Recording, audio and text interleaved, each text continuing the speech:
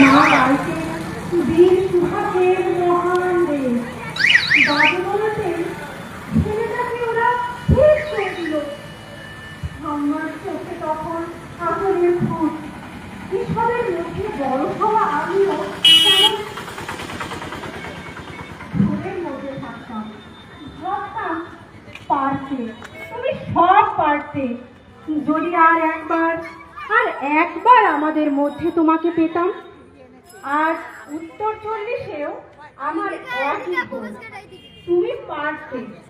কেননা দেশের মাটিতে দেশপ্রেমের মতো জোরালো একটা ঝাঁকুনি দেওয়ার ক্ষমতা তখন আর কারোর ছিল না। এখনো আছে কি? তোমার হারিয়ে যাওয়ার পর দেশে কত কমিশন বলেছে, ভারতের পূর্ব পশ্চিমে উত্তর পশ্চিমে কত তীর পদস্থান, কত দয়ালু বৃদ্ধকে দেখে ভুল করেছে, সবাই ছুটে গেছে তুমি মনে করে। কিন্তু ধীরে ধীরে মাথা মেলে তবু তোমার পাওয়ার আশা দূর জেগেছে।